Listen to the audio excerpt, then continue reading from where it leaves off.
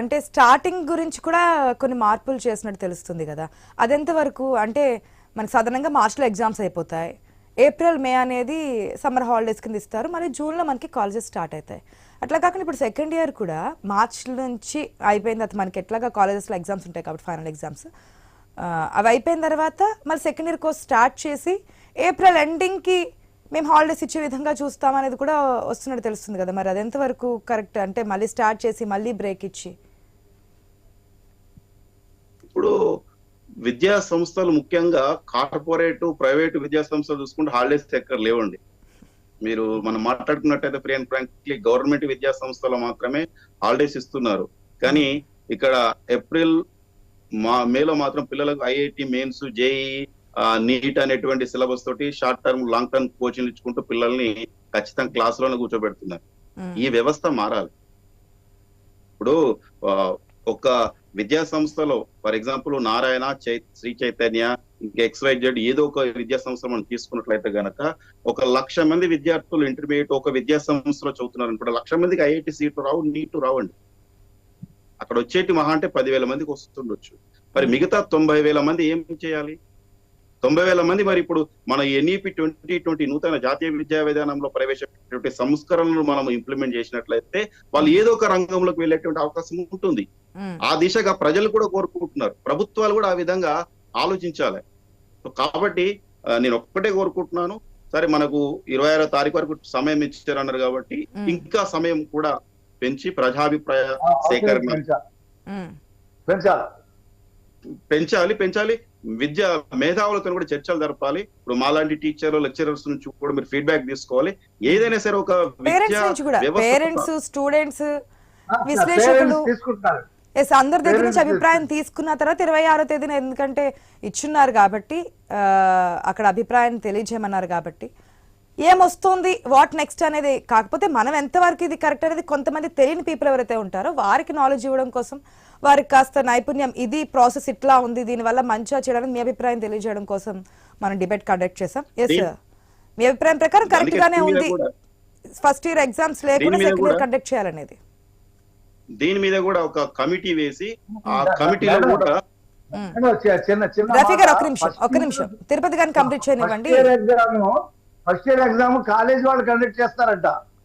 నేను అదే చెప్తున్నా కదా, కాలేజ్ ఎట్లాగా కండక్ట్ చేస్తున్నది, పబ్లిక్ ఎగ్జామ్ కాదంతే. దీని మీద ఒక కమిటీ వేయాలండి. కమిటీలో ఎవరు ఉండాలి? పేరెంట్స్ ఉండాలి, ఎడ్యుకేషనిస్ట్ ఉండాలి, అలాగే లెక్చరర్స్ ఉండాలి, టీచర్స్ ఉండాలి, IASలు ఉండాలి, సామాజికవేత్తలు ఉండాలి, రాజకీయ నాయకులు ఉండాలి.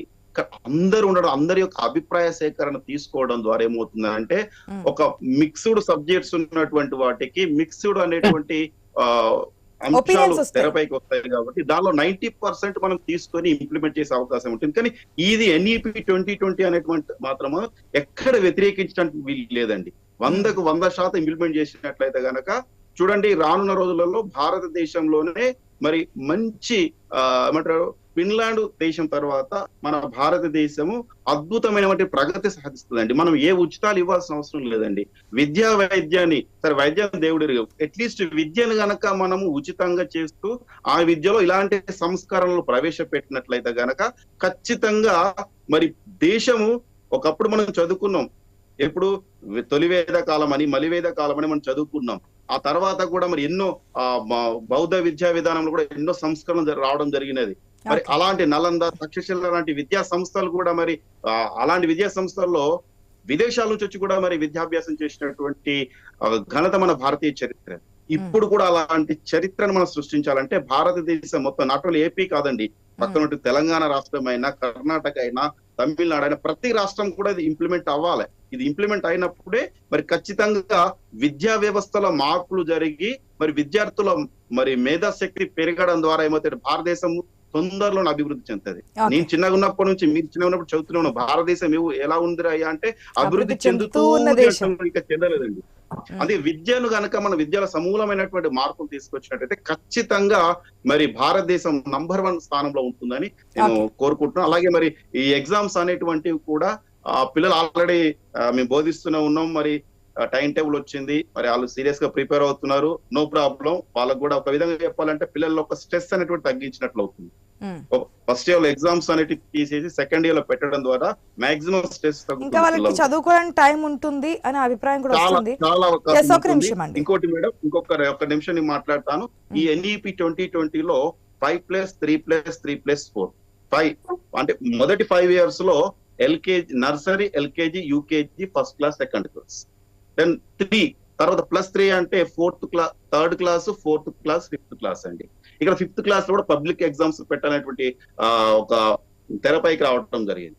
నెక్స్ట్ మళ్ళీ 3 అంటే 6th, 7th, 8th క్లాస్ అండి. ఇక్కడ కూడా 8th క్లాస్ లో పబ్లిక్ ఎగ్జామ్ పెట్టాలనేటువంటిది ఒక తెరపైకి రావడం జరిగింది. ఆ తర్వాత లాస్ట్ 4 అంటే 5+3+3+4 లో 9th, 10th, 11th, 12th standard అండి. ఇదంతా CBSE ప్యాటర్న్. ఇదంతా ఇప్పుడు చాలా మంది పేరెంట్స్ కోరుకుంటుంది ఏంటి అంటే CBSE స్కూల్లో అయితే నాణ్యమైన విద్య లభిస్తుంది, అలాగే పిల్లలు కూడా మరి రకరకాల రంగంలో వెళ్ళేటువంటి అవకాశం ఉంటుంది అనేటువంటి వాటితోటి ఎక్కువ మంది CBSE స్కూల్స్ కి పరిగెడుతున్నారు. ఫీజులు కూడా ఆ విధంగా వాళ్ళు ఎక్కువనే ఫీజులు వసూలు చేస్తున్నారు, లక్షల్లో ఫీజులు ఉంటున్నాయి.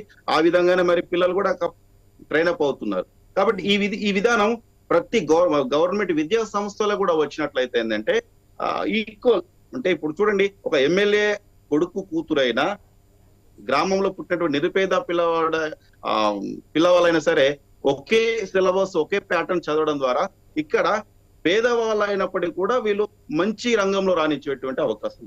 అంటే ఇప్పుడు అందరికీ సమాన విద్య, సమాన అవకాశాలు కల్పించేటువంటి అవకాశం ఉంటుంది. కాబట్టి నేనైతే ఒక యాజ్ ఎ లెక్చరర్ గా ఈ నూతన జాతీయ విద్యా విధానం ప్రవేశపెడుతున్నందుకు ఆంధ్రప్రదేశ్ రాష్ట్ర ప్రభుత్వాన్ని నిజంగా నేను వేణోళ్ళతో పొగుడుతున్నాను. చాలా సంతోషమైనటువంటి వార్త.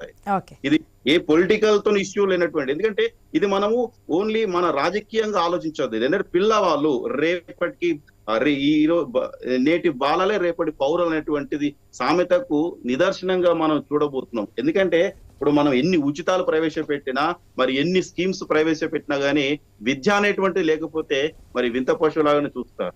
మరి విద్య అనేటువంటి అందరం ద్రాక్షలాగా కాకూడదండి.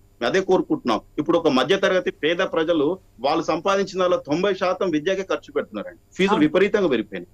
మరి కాబట్టి కనీసం వాళ్ళకు అనారోగ్యం బారిన పడినట్లయితే మరి ట్రీట్మెంట్ తీసుకునేటువంటి పరిస్థితి కూడా, ఎందుకంటే వైద్యం కూడా కాస్ట్లీ అయిపోయింది. అట్లీస్ట్ విద్యను ఫ్రీగా చేసి వీలైతే మరి కొన్ని ఇప్పుడు corporate, non corporate, private schools, colleges ఉన్నాయండి. వీటిని ఏ రాష్ట్ర ప్రభుత్వం అయినా సరే కొన్ని ఎయిడెడ్ విద్యా సంస్థలుగా మార్చొచ్చండి. ఎయిడెడ్ విద్యా సంస్థలుగా మార్చినట్లయితే మరి 50%. తిరుపతి గారు, మా రాష్ట్రంలో ఉన్న ఎయిడెడ్ విద్యా సంస్థలను సర్వనాశనం చేశాడు. మళ్ళీ మీరు తీసుకురండి సార్, మళ్ళీ మీరు తీసుకురండి. మీ గవర్నమెంట్ చెప్తున్నా అండి, ఎన్ని లాక్కున్నాడు. మీ గవర్నమెంట్ వచ్చిందిగా, సంస్కరణలు తీసుకొస్తున్నారుగా, తీసుకురండి.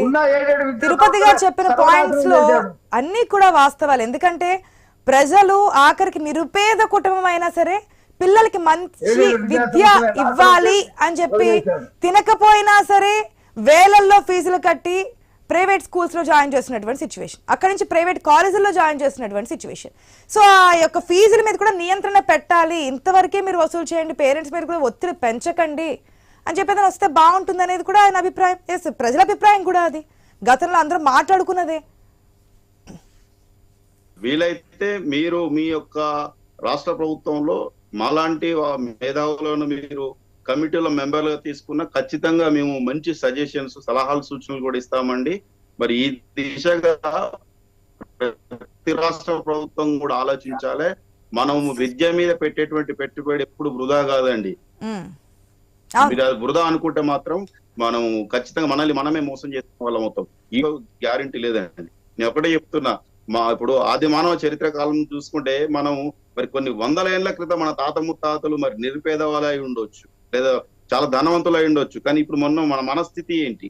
అందుకే విద్య అనేటువంటిది మనం ప్రక్షాళన చేసి మంచి విద్యను అందించినట్లయితే ఎన్ని తరాలైనా సరే మనం వాళ్ళకి కోట్ల రూపాయలు సంపాదించి ఇవ్వాల్సిన అవసరం లేదండి. కాబట్టి నూతన జాతీయ విద్యా విధానం అనేటువంటిది అదే కోరుకుంటాను. నూతన జాతీయ విద్యా విధానాన్ని అన్ని రాష్ట్ర ప్రభుత్వాలు, తెలంగాణ రాష్ట్ర ప్రభుత్వం కూడా దీని మీద ఫోకస్ చేయాలని నేను మనస్ఫూర్తిగా కోరుకుంటున్నానండి. అక్కడ ఉన్నటువంటి పెద్దలను కూడా అదే కోరుకుంటున్నాను. రాజకీయ బేసిజాలకు పోకుండా ప్రతి ఒక్కరం కూడా అంతే ఇందులో ఈ నూతన జాతీయ విద్యానంలో ఉన్నటువంటి అంశాలని ప్రతి ఒక్కరు చదవండి. చదివి అర్థం చేసుకోండి ఇవి ఎంతవరకు మనకు ఉపయోగపడుతున్నాయి అనేటువంటి ప్రతి ఒక్కరిని స్వాగతిస్తున్నారు.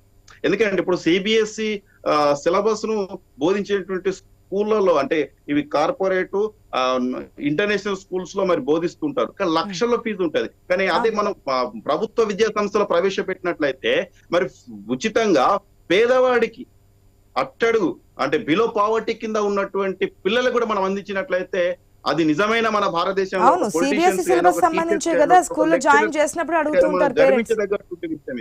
అవును అవును ఎస్ మూర్తి గారు. కాబట్టి మనం పేదవాళ్ళ కళ్ళలో ఆనందం చూడాలంటే ఖచ్చితంగా మార్పులు జరగాలి. పేదవాడుగా ఉండకూడదు. పేదవాడుగా ఉన్నట్లయితే భారతదేశం అభివృద్ధి చెందదు. మనకి ఏ ఉచితాలు అవసరం లేదండి, ఇది ఒక్కటి ఇంప్లిమెంట్ చేయండి, ఖచ్చితంగా మన భారతదేశం సక్సెస్ఫుల్ గా పోతుంది. మరి ఆంధ్రప్రదేశ్ రాష్ట్ర ప్రభుత్వం అయినా, తెలంగాణ రాష్ట్ర ప్రభుత్వం అయినా, ఏ రాష్ట్ర ప్రభుత్వం అయినా మరి భారతదేశానికి దిక్సూచిగా ఉండాలని మరో ఫిన్లాండ్ దేశంగా విద్యా వ్యవస్థలో సమూలమైన మార్పులు తీసుకురావాలని నేను మీ అందరినీ కూడా వేడుకుంటున్నాను. ఓకే అండి. ఎస్ మూర్తి గారు, ఓకే ఇది ఫస్ట్ ఇయర్ ఎగ్జామ్స్ క్యాన్సిల్ చేస్తారా చేయరా 26వ తేదీ వరకు ప్రజాభిప్రాయ సేకరణకు అయితే వెసులుబాటు కల్పించింది సర్కార్ కాబట్టి ఎస్ వెయిట్ చేసి చూద్దాం. ఇక ఏఐ అనేది ఇప్పుడు ప్రతి చోట ఏ విధంగా ముందుకెళ్తుందో మనం చూస్తున్నాం. సో ఏఐ సెంటర్ని కూడా యూనివర్సిటీని ఏర్పాటు చేయడానికి ముందుకెళ్ళబోతున్నట్టు తెలుస్తోంది. ఇంకా అదేవిధంగా నిన్న నారా లోకేష్ కూడా విశాఖను ఒక డేటా సిటీగా మారుస్తాము అంటూ కూడా మాట్లాడడం జరిగింది. ఏంటి ఇది ఏఐ సంబంధించి ఇంకాస్త ముందు